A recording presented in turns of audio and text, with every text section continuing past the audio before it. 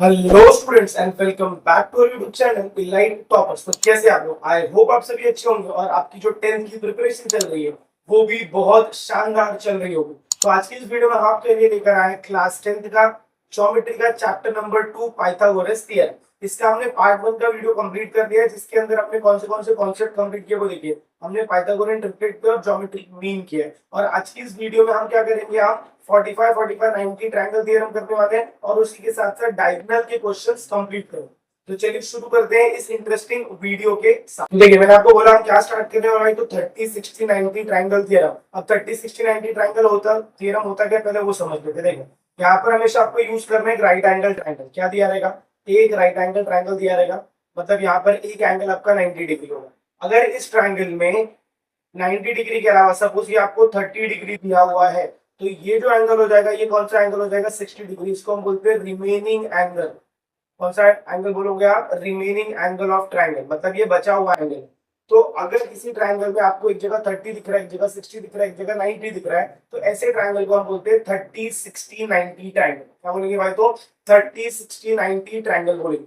अब ना इसमें आपको क्या समझ में रखना है, क्या याद रखना है, वो मैं बताता हूँ। देखो, सबसे पहले तो आपको ये याद रखना है, side opposite to 30 degree. Side opposite to 30 degree को हमको याद रखना है। साइड अपोजिट टू 30 डिग्री क्या होता है भाई? तो होता है वो हाफ मल्टीप्लाई बाय हाइपोटेन्यूज। अब सबको हाइपोटेन्यूज पता है ना क्या होता है? देखो, कोई भी अगर राइट एंगल ट्रायंगल है, इसका जो 90 डिग्री है, 90 डिग्री के जो सामने वाला साइड है, मतलब ये वाला साइड, ये आपका क्या होता है? हाइपोटेन्यूज। याद रहेगा? ठीक है, ये हो गया साइड अपोजिट टू 30 डिग्री। अब इसके बाद हम देखेंगे दूसरा, side opposite to 60 degree. Side opposite to 60 degree. जो 60 डिग्री रहेगा, यहाँ पर आप क्या लिखोगे? √3/2 लिखोगे, और मल्टीप्लाई में सेम लिखोगे, क्या? हाइपोटेन्यूज। तो याद रखिएगा, जब भी 30 आएगा तो हाफ होगा, और जब भी 60 आएगा तो √3/2 होगा। ऐसा याद रखो। और दोनों मल्टीप्लाई किससे होगा भाई? तो हाइपोटेन्यूज से मल्टीप्लाई। ये हो गया आपका 30 60 90 ट्रायंगल थ्योरम। इसके बाद हम यूज करते हैं 45 45 90 ट्रायंगल को। अब इसमें क्या होता है? देखो, इसमें सपोज आपके पास एक राइट एंगल ट्रायंगल है और यहाँ पर 90 डिग्री है। अब 90 डिग्री के बाद ये जो दो एंगल है, दो एंगल में से एक एंगल आपका 45 डिग्री है। अगर एक 45 डिग्री है, तो ये जो बचा हुआ एंगल रहेगा ना भाई, ये भी आपका क्या हो जाएगा? 45 डिग्री।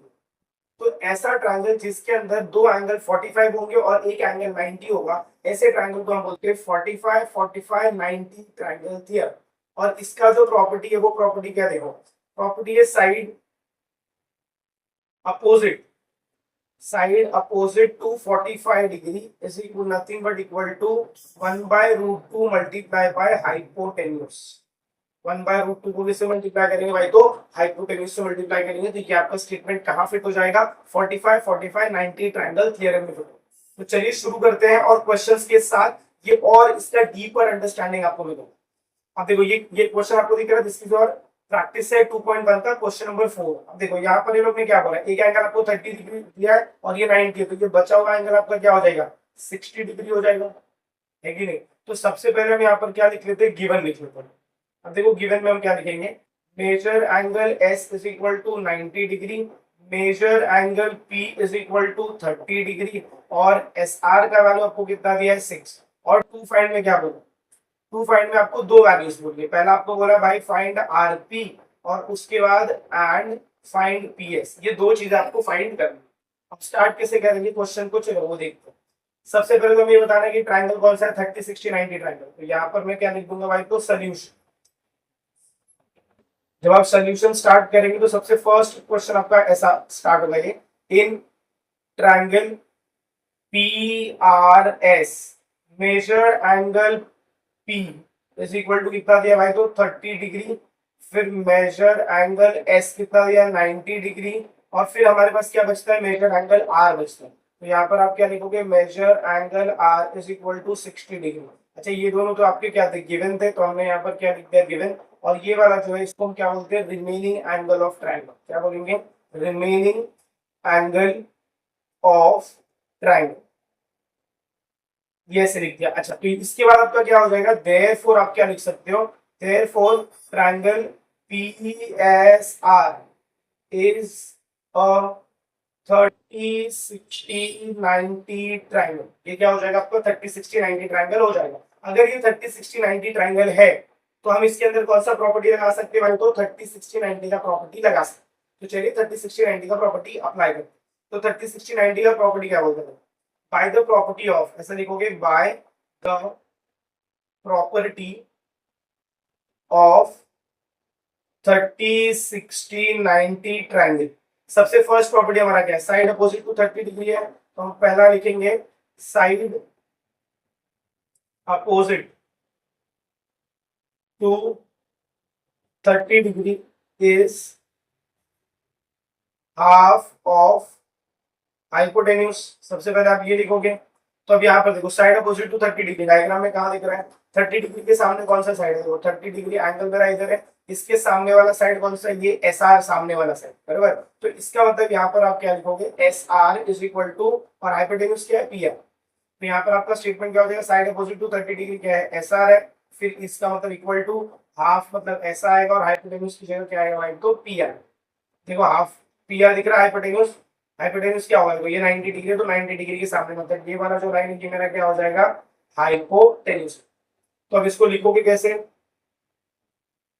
चलो चेक करते, देखो एस आर का वैल्यू मुझे कितना दिया, हाफ ऑफ पी आर। अब ये दोनों में से आपको कौन सा वैल्यू दिया, मैंने आपको एस आर का वैल्यू दिया है, आप एस आर की जगह 6 लिखेंगे, यहाँ पर 2 लिखेंगे, और इंटू क्या लिखेंगे भाई, तो पी आर। अब ये 2 इधर जाएगा, अगर ये 2 इधर जाएगा तो ये कुछ ऐसा हो रहा है, 6 into 2 is equal to P R.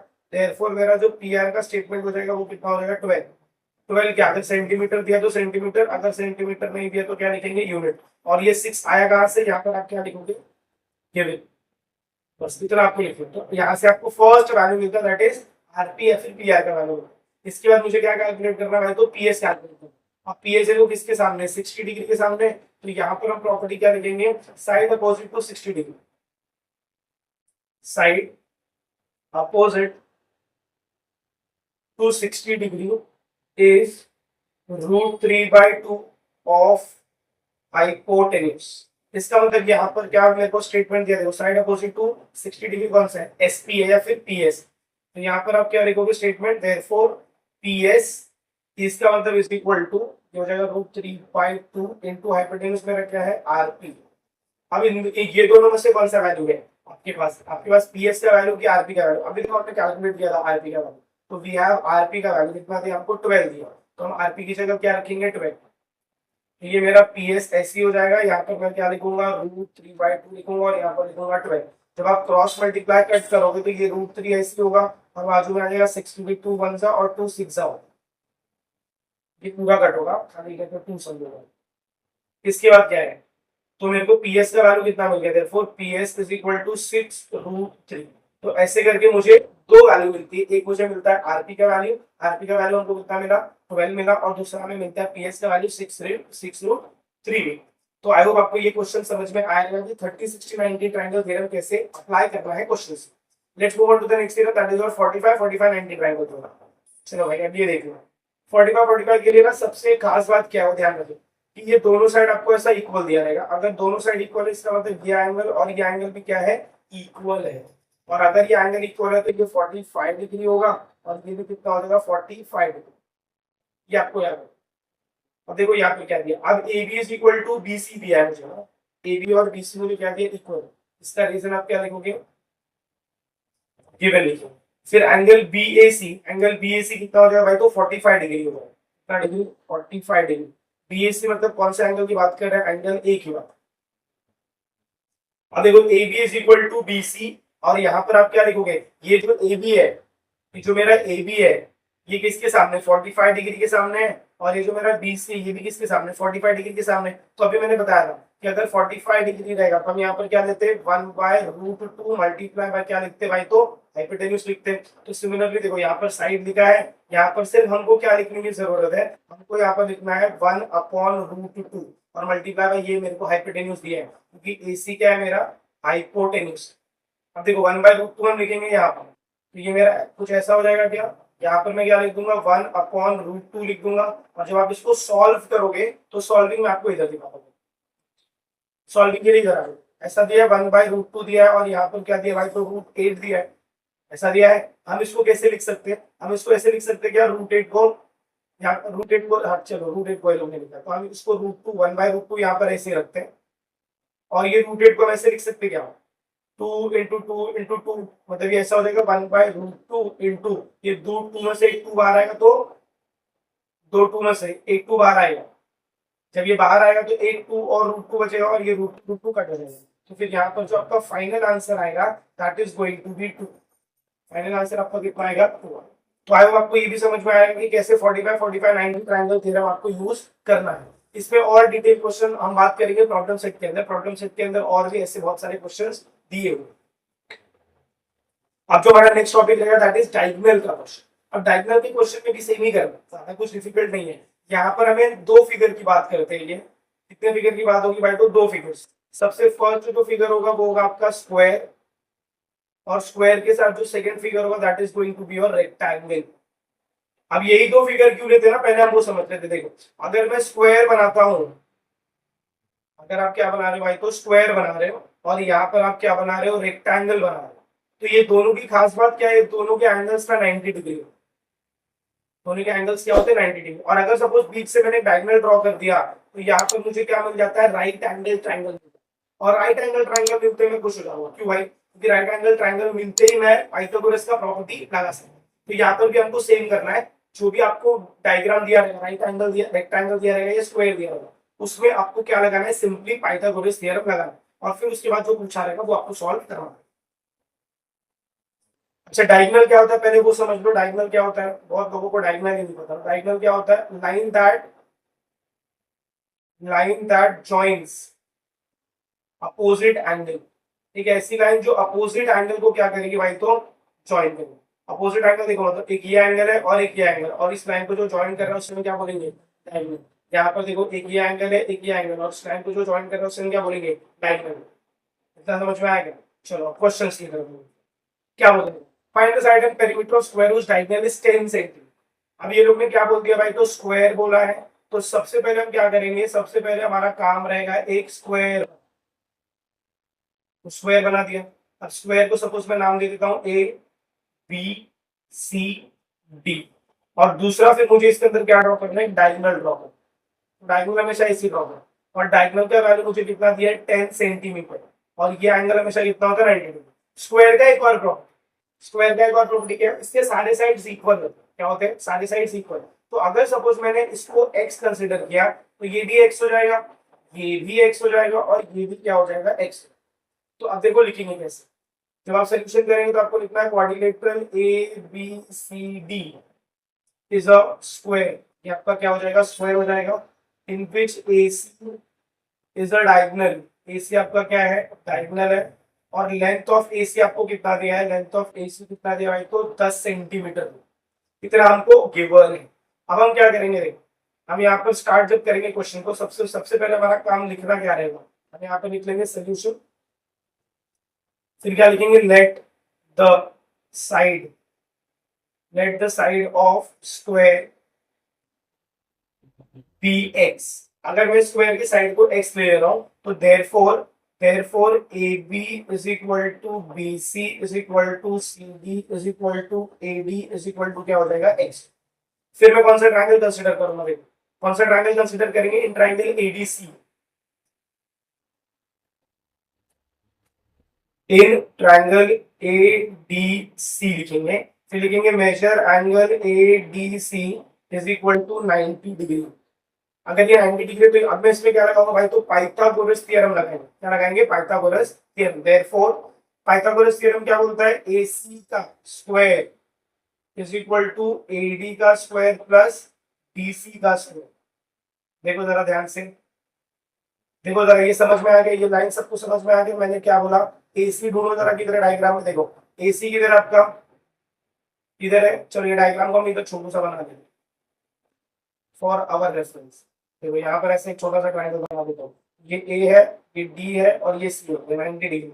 तो अगर इसमें मैं पाइथागोरस लगाऊंगा तो क्या होगा, AC का square is equal to AD का स्क्वायर प्लस BC का स्क्वायर। और इसका रिजल्ट क्या लिखेंगे, बाय पाइथागोरस पाइथागोरस थ्योरम। आपको पूरा लिखना बाय पाइथागोरस थ्योरम। अब बताओ, अब हमको क्या करना है ना, वैल्यूज को सब्स्टिट्यूट करना। अब बताओ AC का वैल्यू है क्या, हाँ AC का वैल्यू 10 है, बाकी सब x है। तो यहाँ पर हम क्या लिखेंगे 10 का स्क्वायर और बाकी बाकी जगह क्या लिखेंगे x square plus x square. तो ये हो जाएगा मेरा 100 इज इक्वल टू क्या हो जाएगा 2x स्क्वायर। अब ये 2 मेरा क्या होगा डिवाइड हो जाएगा, तो ये जो मेरा वैल्यू होगा ये कुछ ऐसा हो जाएगा क्या 100 divided by 2 is equal to x square, ऐसा हो जाएगा। और अगर इसको मैं डिवाइड करूंगा तो मेरा वैल्यू कितना हो जाएगा 50 is equal to x square हो जाएगा। अब क्या करेंगे taking square root on both, यहाँ पर आप क्या लिखोगे taking square root on both side, दोनों साइड हम क्या ले लेंगे भाई तो स्क्वायर रूट लेंगे। जब आप दोनों साइड स्क्वायर रूट लोगे तो ये ऐसा हो जाएगा x is equal to under root of 15। अब x को तुम कैसे लिख सकते हो, x को हम ऐसे लिख सकते हैं 5 इंटू 5 इंटू 2, मतलब 50 को आप ऐसे लिख सकते हो 5 इंटू 5 इंटू 2 लिख सकते हो। फिर इसके बाद क्या होगा therefore x is equal to 2 5 में से एक 5 बाहर आएगा और ये हो जाएगा आपका रूट 2। तो साइड का वैल्यू कितना हो गया, हमको क्वेश्चन में क्या पूछा, हमको क्वेश्चन में दो चीजें पूछी। सबसे पहले हमको पूछा है साइड और उसके बाद पूछा है पेरीमीटर। तो साइड मुझे कितना मिल गया भाई तो 5 रूट 2। फिर आंसर में आप क्या लिखेंगे therefore the side of square, therefore the side of square is 5 root 2 unit या फिर सेंटीमीटर। देखो इधर जरा क्या दिया है सेंटीमीटर दिया गया, ये सेंटीमीटर दिया, तो यहाँ पर हम यूनिट नहीं लिखेंगे, we will not write unit, we will directly write centimetre. अब मुझे क्या कैलकुलेट करना है भाई तो पेरीमीटर। पेरीमीटर कैलकुलेट करने के लिए पेरीमीटर ऑफ स्क्वायर आना चाहिए। तो पेरीमीटर ऑफ स्क्वायर का फॉर्मूला क्या होता है 4 इंटू साइड, क्या होता है भाई तो 4 इंटू साइड। तो यहाँ पर मैं 4 लिखूंगा और साइड मुझे कितना मिला 5 रूट 2, तो मेरा पेरीमीटर कितना हो जाएगा 20 रूट 2। याद रखना है दोनों आपस में मल्टीप्लाई, तो 20 रूट 2 मेरा क्या हो जाएगा 20 रूट 2 क्या सेंटीमीटर। Therefore आप क्या लिखोगे therefore side of square is equal to कितना है 5 रूट 2 सेंटीमीटर, और दूसरा हमें क्या दिया है पेरीमीटर, दूसरा हमें क्या दिया है पेरीमीटर ऑफ स्क्वायर, ये हमको कितना मिल गया भाई तो 20 रूट 2 सेंटीमीटर। तो आई होप आपको ये डायगोनल का क्वेश्चन समझ में आएगा। रेक्टेंगल में भी हमें सेम करना है, ज्यादा कुछ प्रॉब्लम नहीं है, रेक्टेंगल भी आपका सेम जाएगा, सेम पैटर्न से सॉल्व होगा। यहाँ पर ना आप फॉर्मूला भी लिख के रख लो पेरीमीटर ऑफ स्क्वायर, ये याद रखना पेरीमीटर ऑफ स्क्वायर ये कितना होता है 4 इंटू साइड, और दूसरा याद रखना है पेरीमीटर ऑफ रेक्टेंगल। तो रेक्टेंगल क्या क्या होता है 2 bracket length plus breadth. I hope आपको इतना समझ में आया रहेगा। Let's go on to the next question, that is question number 8। अब देखो हम सब जो ऐसा सिलेक्टेड क्वेश्चन वो साथ में जा रहे हैं, उसके बाद वाले क्वेश्चन अलग से सॉल्व होंगे, और फिर इसके बाद हम एप्लीकेशन बेस्ड क्वेश्चन करेंगे जिसके अंदर आपको 2 क्वेश्चंस मिलेंगे। एप्लीकेशन बेस्ड क्वेश्चन में आपको 2 क्वेश्चंस मिलेंगे। तो चलिए यहाँ पर हमको सबसे पहले क्या ड्रॉ करना पड़ेगा भाई तो एक रेक्टेंगल ड्रॉ करना पड़ेगा। तो सपोज आपने ये ड्रॉ कर दिया है रेक्टेंगल, रेक्टेंगल का नाम आप दोगे पी क्यू आर एस। फिर आपको क्या ड्रॉ करना पड़ेगा भाई तो एक डायगोनल ड्रॉ करना पड़ेगा। डायगोनल ड्रॉ करते ही आपको ये पता है कि क्या एंगल 90 डिग्री होता है, बराबर है। फिर आपको ये पता है कि लेंथ, लेंथ जो होता है वो उसे हम बोलेंगे लेंथ 35 सेंटीमीटर हो जाएगा। ब्रेथ मतलब मेरा ये 12 सेंटीमीटर, मतलब ये भी 35 और ये भी कितना हो जाएगा 12। और हमसे पूछा क्या फाइंड द डायगोनल, हमको डायगोनल पूछा मतलब हमसे ये पी आर का वैल्यू पूछा। तो आप यहाँ पर आंसर सोल्यूशन का स्टार्ट कैसे कैसे करेंगे। सबसे पहले आपको यहाँ पर क्या लिखना है quadrilateral P Q R S is a rectangle, ये हमारा क्या हो जाएगा रेक्टेंगल हो जाएगा, जिसमें लेंथ, लेंथ मतलब मुझे क्या क्या दिया है, मुझे दिया है S R and is equal to P Q is equal to कितना दिया 35। और फिर हमको नेक्स्ट क्या दिया ब्रेथ, ब्रेथ में मुझे 2 चीजें दी है, एक दिया है P S is equal to, एक दिया है Q R is equal to क्या दिया है 12 सेंटीमीटर और यहाँ पर 35 सेंटीमीटर, ये हमको 2 वैल्यू दी। अब हमें क्या करना है, हमें सिलेक्ट करना है सोल्यूशन में डायरेक्ट ट्रायंगल। तो सिलेक्शन जब आप यहाँ पर करोगे तो आप यहाँ पर क्या लिखोगे भाई तो सोल्यूशन, और कौन सा ट्रायंगल सिलेक्ट करो, इन ट्रायंगल आप पी एस आर लिखो, क्या लिखोगे भाई in triangle P S R. तो in triangle P S R measure angle PSR is equal to 90 degree, therefore by Pythagoras theorem। अब अगर देखो ट्रायंगल हमारा ऐसा है, ये P है, ये S है और ये R है, तो इसमें मेरा पाइथागोरस थ्योरम कैसे लगेगा, ऐसे लगेगा क्या PR का square is equal to PS का स्क्वायर प्लस सॉरी PS का स्क्वायर प्लस SR का, ऐसे लिख सकते। तो इसका मतलब आपका वैल्यू क्या हो जाएगा पी आर की जगह आप क्या लिखोगे, पी आर का वैल्यू आपको कुछ दिया है क्या, नहीं। एस आर का वैल्यू आपको गिवन है, यस, कितना दिया, 35 का स्क्वायर, और पी एस का वैल्यू कितना दिया है, 12 का स्क्वायर। यहाँ पर आप रीजन क्या लिखोगे, बताओ जल्दी, रीजन क्या रहेगा, पाई पाइथागोरस थ्योरम, पीटी का मतलब पाइथागोरस थ्योरम, आपको पूरा लिखना फुल फॉर्म। तो जब आप इसको सॉल्व करोगे तो ये हो जाएगा पी आर का स्क्वायर, इसका स्क्वायर कितना होगा, ये हो जाएगा 25, 4 3 12, 1225 प्लस 144 होगा। अब जब आप इसको ऐड करोगे तो पी आर का स्क्वायर आपको कितना मिलेगा, ऐड करने में देखो, 1225 144, ये 9, ये 6, ये 3, ये 1, ये हो जाएगा आपका 1369 पी आर का स्क्वायर। फिर हम क्या करेंगे, हम यहाँ पर लिखेंगे taking square root on both side, taking square root on both side. अगर मैं दोनों साइड स्क्वायर रूट ले रहा हूं तो मेरा ये स्टेटमेंट कैसा होता है, therefore my statement will become P R is equal to under root of 1369, क्या हो जाएगा, अंडर रूट ऑफ 1369। अब इसके बाद 1369 किसका स्क्वायर है, चलो चेक कर लेते हैं। देखो ये 33 का स्क्वायर, 33 इंटू 33 करूंगा तो 3 3 9, 3 3 9 क्रॉस, फिर 3 3 9 और 3 3 9, तो ये जाएगा 9 9 9 18 1, ये सॉरी सॉरी ये नहीं है 33 का, नहीं। फिर ये किसका रहेगा स्क्वायर, फिर ये स्क्वायर आपका आएगा 37 का स्क्वायर इसका। अब आप बोलोगे सर आपको इतना जल्दी जल्दी कैसे समझ में आ जा रहा है कि 37 का स्क्वायर होगा, भाई इसके लिए ना एक शॉर्ट वीडियो डाला है, वो फटाफट देख लो कैसे स्क्वायर फाइंड करो।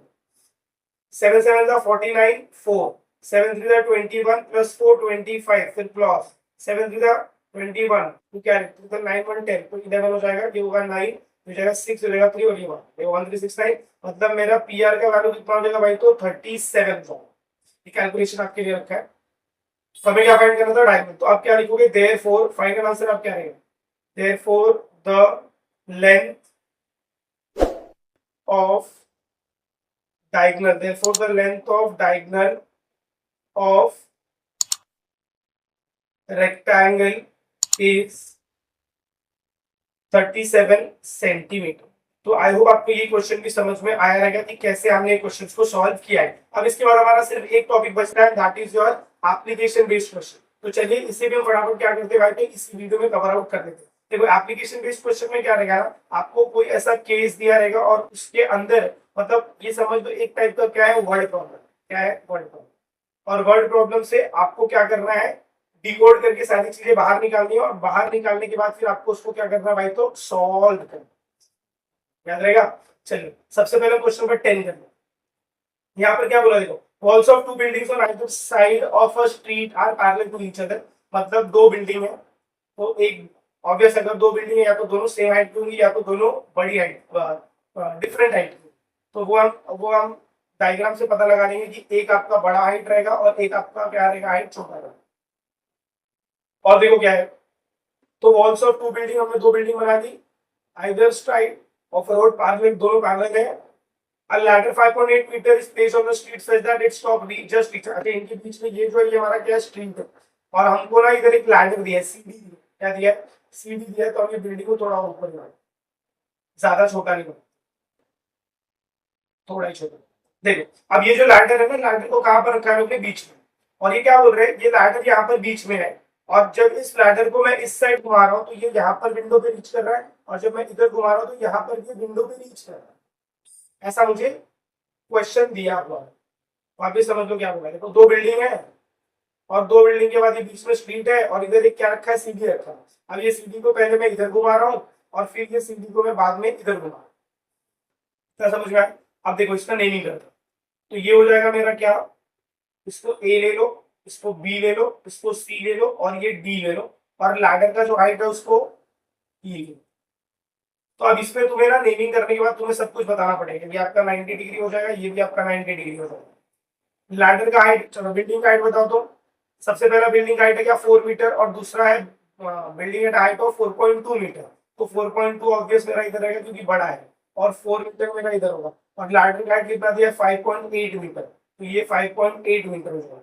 अब जब आप यहाँ पर लिखेंगे तो सबसे पहले आपको क्या लिखना है, let A B and C D be the height of building parallel to each other, with the height of building parallel to each other, और दोनों का हाइट कितना है, therefore length of A B is equal to length of C D. दोनों का height same है क्या, नहीं भाई, अलग अलग है।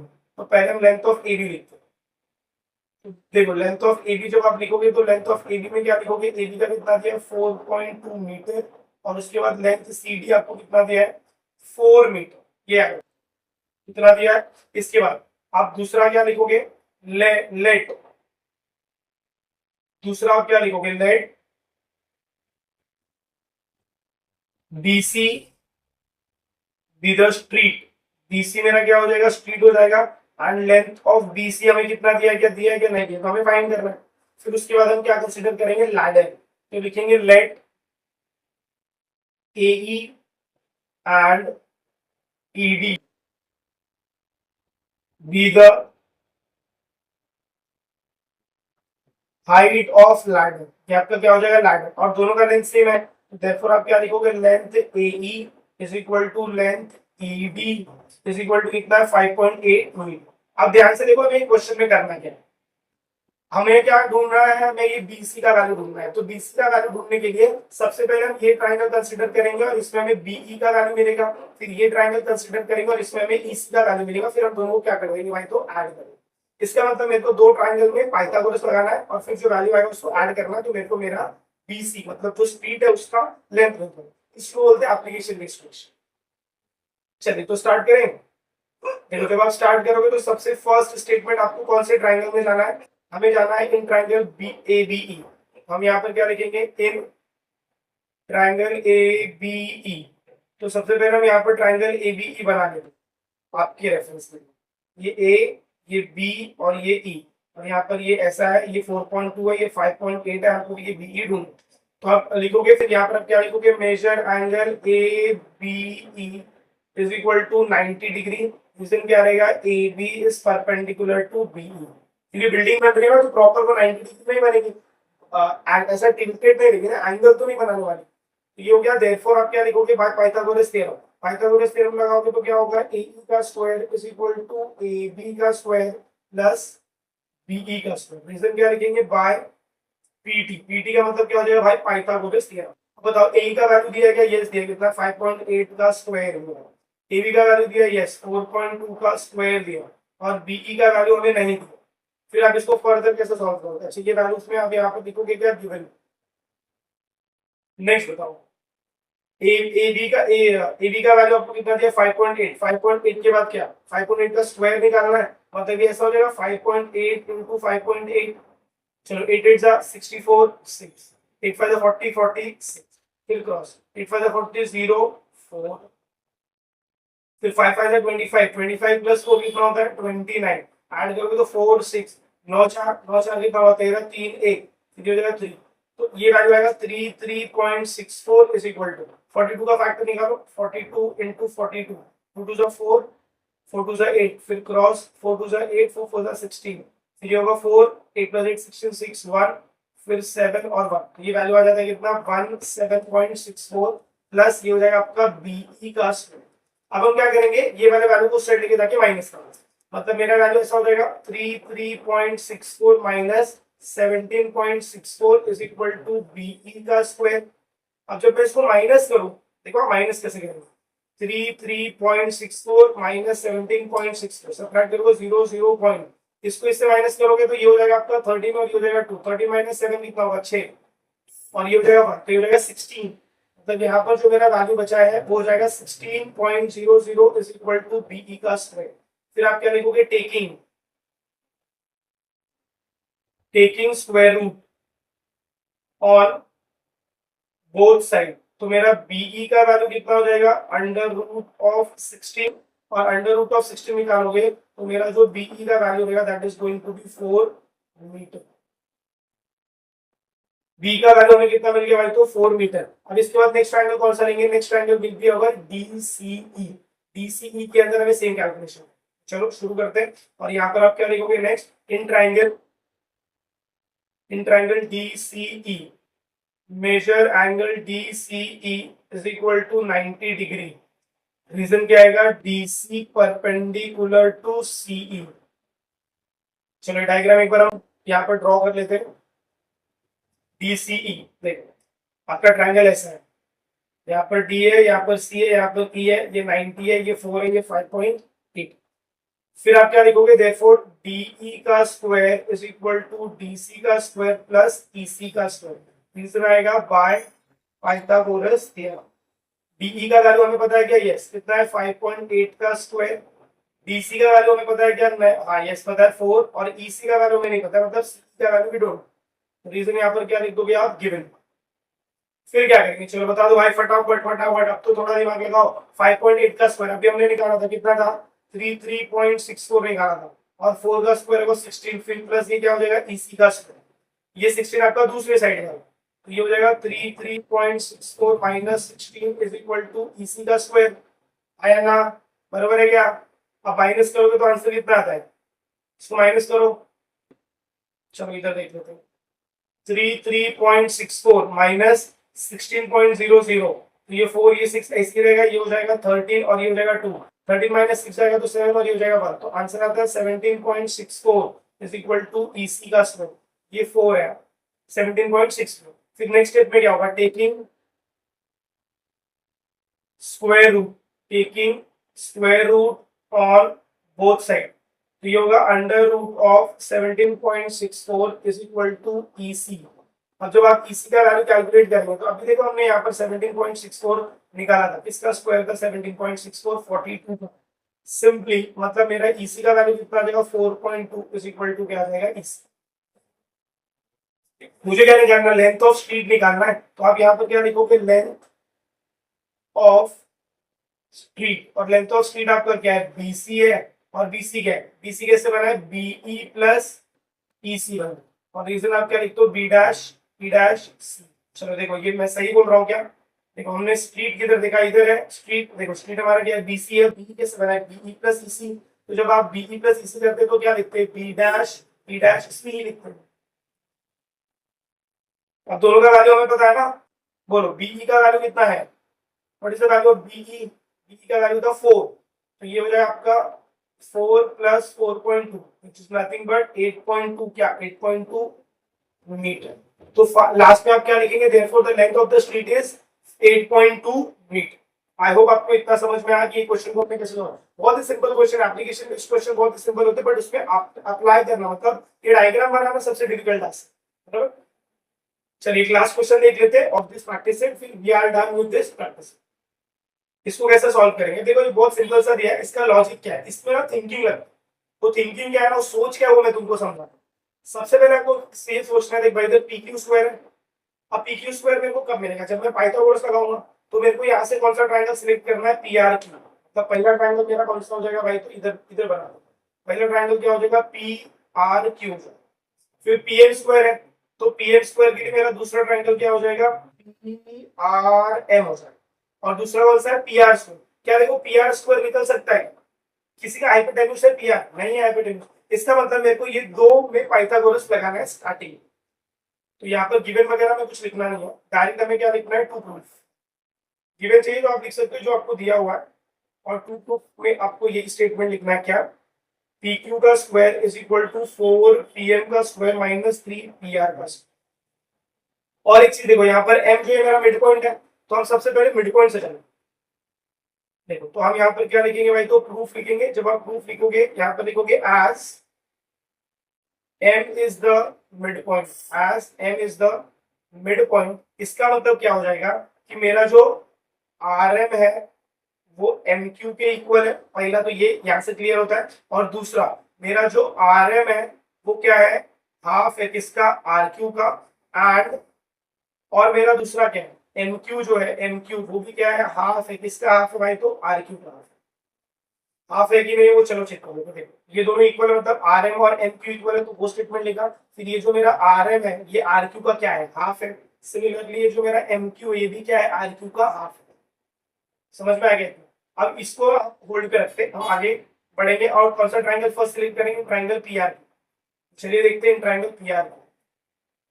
तो in triangle PRQ measure angle PRQ क्या हो जाएगा भाई, तो 90 डिग्री, और यहाँ पर आप ट्राइंगल सर एक बार बना लो। ये पी आर, ये आर है और ये क्यू है और ये 90 डिग्री। अगर मैं इसमें पाइथागोरस लगाऊंगा तो पाइथागोरस लगाते ही क्या हो जाएगा, तो यहाँ पर आप क्या लिखोगे, देयरफॉर पी क्यू का square is equal to P R का स्क्वायर प्लस क्यू आर का स्क्वायर। जैसे आप क्या लिखोगे, बाय पी टी मतलब पाइथागोरस, बाय पाइथागोरस थ्योरम। अब बताओ क्या हम इसको फर्दर सॉल्व कर सकते हैं? देखो जरा, पी क्यू तो ऐसे दिख रहा है ना, क्या मैं इसको फर्दर सॉल्व कर सकता हूँ क्या? नहीं। हाँ, हम एक चीज कर सकते, क्या कर सकते हैं, पी आर दिख रहा है, पी आर हमारा वैसी है, पी क्यू भी वैसी है, क्या हमें क्यू आर चाहिए? नहीं। हम क्यू आर की जगह क्या लिख सकते, क्यू आर की जगह क्या लिख सकते, क्यू आर की जगह हम ये दोनों में से कोई भी एक स्टेटमेंट लिख सकते, बट बाद में लिखो, इसको ऐसे होल्ड करो। फिर इसके बाद दूसरा हमारा कौन सा, अच्छा ठीक है चलो इधर लिख लेते हो, हम इसको लिखते हैं पी क्यू का square is equal to P R का स्क्वायर प्लस, अब यहां से सपोज मैं क्यू आर का वैल्यू निकाल रहा हूं तो मैंने आर एम का वैल्यू निकाला, तो मैं यहाँ पर क्या लिखूंगा, देखो यहाँ से अगर आप क्यू आर का वैल्यू निकालोगे क्यू आर, तो ये टू इधर जाएगा, तो एक्चुअल में यहाँ पर ऐसा हो जाएगा, two R M is equal to R Q, ऐसा हो जाएगा, ये स्टेटमेंट हो जाएगा। तो इसका मतलब मेरा क्यू आर का वैल्यू कितना हो जाएगा, क्यू आर का वैल्यू हो जाएगा मेरा two R M the whole square. यहाँ पर आप रीजन क्या लिखोगे, R M is equal to half of Q R, इतना आपको, इतना समझ में आया। अब इसको ना सॉल्व कर लो, ये हो जाएगा आपका पी क्यू का स्क्वायर इज इक्वल टू, ये हो जाएगा आपका पी आर का स्क्वायर प्लस ये हो जाएगा आपका टू आर एम का स्क्वायर, पक्का। अब इसके बाद कौन सा ट्रायंगल दिया, अब इसके बाद हमें ट्रायंगल दिया पी आर, इसको आप पुट अप करो स्टेटमेंट नंबर 1, फिर हम कहाँ चलेंगे, in triangle P R M, तो ट्रायंगल बनाने के लिए P R M, P R M बन गया, ये 90 डिग्री हो गया। फिर यहाँ पर आप क्या लिखोगे, in triangle P R M measure angle R M is equal to 90 degree, therefore by Pythagoras theorem, ये क्या हो जाएगा, पी एम का square is equal to P R का स्क्वायर प्लस आर एम का स्क्वायर, ऐसा लिख सकते क्या, पक्का। अब ना मेरे को क्या करना है ना, मेरे को देखो, मेरे को क्वेश्चन देखना है, मेरे को क्या देखना भाई, तो क्वेश्चन। अब देखो ये क्वेश्चन में मुझे पी क्यू चाहिए, तो यहां से मैं क्या करूंगा ना, आर एम का वैल्यू निकालूंगा, तो ये हो जाएगा मेरा पी एम का स्क्वायर माइनस पी आर का square is equal to R M का स्क्वायर, ये समझ में आया। इसको हम पुटअप करेंगे स्टेटमेंट नंबर 2। फिर हम क्या लिखेंगे, फिर हम लिखेंगे सब्स्टिट्यूटिंग, क्या लिखेंगे, substituting equation 2 in equation 1। Equation 2 मतलब ये जो मेरा इक्वेशन 2 दिख रहा है ना, इसको मैं क्या करूंगा, ये आर एम को इधर आर एम की जगह सब्स्टिट्यूट कर दूंगा, सिंपल। तो मेरा स्टेटमेंट क्या हो जाएगा, मेरा स्टेटमेंट हो जाएगा पी क्यू का square is equal to P R का square plus two R M का स्क्वायर था, तो हम ये पी क्यू के स्क्वायर को ऐसे लिखेंगे, ये पी आर के स्क्वायर को ऐसे लिखेंगे, फिर प्लस ये 2 लिखेंगे, और आर एम की जगह क्या लिखेंगे, आर एम की जगह क्या, P M minus P R, तो आर एम की जगह आप क्या लिखोगे, पी एम का स्क्वायर माइनस पी आर का स्क्वायर। अब देखो ये ब्रैकेट मल्टीप्लाई करना है, ये तो हमारा भाई फर्ज है, कर्तव्य है। ये हो जाएगा पी क्यू का स्क्वायर इज इक्वल टू, ये हो जाएगा पी आर का स्क्वायर, फिर प्लस ब्रैकेट ओपन करूंगा तो ये होगा 2 पी एम का स्क्वायर माइनस 2 पी आर का स्क्वायर। अब हमें क्या करना है, पी क्यू का स्क्वायर ऐसे रखना है और देखना है इक्वेशन में सबसे पहले क्या है, 4 पी एम स्क्वायर। चलो अब 4 पी एम स्क्वायर कहां से आएगा, अच्छा हमने इधर एक मिस्टेक कर दिया है, ये 2 की जगह ना हमारा 4 आएगा माइनस 2। क्यों बताओ जरा भाई, क्यों, ये 2 का स्क्वायर 4 होगा ना, तो इनडायरेक्टली यहाँ पर जब आप वैल्यू रखोगे ना, यहाँ पर आपका वैल्यू क्या आएगा, बाजू में 4 आएगा, ये हो जाएगा आपका 4, ये हो जाएगा आपका 4 पीएम, और सिमिलरली यहाँ पर भी आपका कितना हो जाएगा भाई, तो 4 पीएम। वो हमारा हमसे हमसे मिस्टेक हो गया, स्क्वायर नहीं किया। फिर यहाँ पर ये देखो, ये पी आर स्क्वायर है, तो ये पी आर स्क्वायर को आप ऐसे रखोगे, और ये हो गया माइनस 4 पी आर का स्क्वायर फिर प्लस 4 पीएम का स्क्वायर। अब दोनों को सब्ट्रैक्ट करेंगे, तो ये हो जाएगा 4 P Q square is equal to, यहाँ पर 1 है, इसको माइनस करेंगे तो माइनस 3 पी आर स्क्वायर हो जाएगा, और प्लस ये हो जाएगा 4 पीएम का स्क्वायर। मतलब मेरा पी क्यू स्क्वायर का स्टेटमेंट कितना आएगा, 4 PM square minus 3 P R, ये हो जाएगा आपका हेंस प्रूफ का स्टेटमेंट। तो चलिए देख लिए एक बार, इसको फटाफट हम देख लेते कि क्या है कैसा है, and we will end up with this practice. सबसे पहले हमने क्या किया, इसको हाफ किया, फिर मैंने कौन सा ट्रायंगल दिया, ट्रायंगल पी आर। ये मेरे को कैसा समझ में आया, क्योंकि मेरे को पी क्यू का स्क्वायर दिख रहा है, अगर मुझे पी क्यू का स्क्वायर दिख रहा था तो मैंने पी आर क्यू लिया, जिसके अंदर मेरा पी क्यू क्या है, हाइपोटेन्यूज। फिर इसको सॉल्व करने के बाद हमको ये स्टेटमेंट कुछ ऐसा आया था, तो हमने क्यू आर की जगह क्या सब्स्टिट्यूट किया, आर एन। अब मैंने क्यू आर क्यू सब्स्टिट्यूट किया क्योंकि देख भाई, ये जो पी क्यू है और ये जो पी आर है, ये मेरे को क्वेश्चन में दिख रहा था, पी क्यू दिख रहा था और पी आर दिख रहा था। मुझे क्या नहीं चाहिए, मुझे आर एम नहीं चाहिए, मुझे आर एम नहीं चाहिए, क्यू आर नहीं चाहिए था, तो मैंने क्यू आर की जगह क्या कर दिया, सब्स्टिट्यूट। फिर आर एम की सब्स्टिट्यूट किया, आर एम को स्क्वायर निकाला और ये स्टेटमेंट को हमने क्या मार्क कर दिया भाई, स्टेटमेंट 1 मार्क। इसके बाद हम कौन से ट्रायंगल में गए, हम ट्रायंगल नेक्स्ट गए पीआर। अब मैंने पीआर में क्यों सिलेक्ट किया, क्योंकि यहाँ पर देखो पीएम का स्क्वायर दिख रहा है, तो पीएम का स्क्वायर दिखेगा, मतलब हमें ये वाला जो ट्रायंगल था ना पीआर है, ये लेना है, क्योंकि इसमें जो मेरा पीएम है वो क्या है, हाइपोटेन्यूज। ये करने के बाद मैंने स्टेटमेंट निकाला, फिर मुझे इधर आरएम दिख गया, मैंने आरएम का वैल्यू निकाला और फिर आरएम के वैल्यू को इक्वेशन 2 में क्या कर दिया भाई, तो सब्स्टिट्यूट करते ही जैसे देखो ब्रैकेट ओपन किया, लाइक टर्म्स को साथ में लिया, सॉल्व किया और मेरा एचपी हैंस प्रूफ का स्टेटमेंट आ गया। तो आई होप आपको ये क्वेश्चन की प्रैक्टिस सेट समझ में आया रहेगा। थोड़ा सा डिफिकल्ट है, एंडिंग के पार्ट कंफ्यूजिंग है, बट ये डूएबल है, आप कर सकते हैं, आप ही करेंगे बराबर। बहुत आपको एक बार दो बार प्रैक्टिस करनी है, रिवाइज करते रहना, क्योंकि मैथ्स नहीं पढ़ने से नहीं होगा, रिवाइज करोगे तो होगा। रिवाइज में हर 2-3 दिन के बाद आपको क्या करना पड़ेगा, रिविजन करना पड़ेगा। तो आई होप आपको वीडियो पसंद आया रहेगी। अगर आपको वीडियो पसंद है तो मेक श्योर अपने फ्रेंड के साथ भी शेयर करें। चैनल पर नए हैं तो चैनल को सब्सक्राइब करना ना भूलें। मिलते हैं अगले वीडियो में इसके आगे की कंटिन्यूएशन के साथ। तब तक के लिए have a good day, take care and please keep watching Elite talks.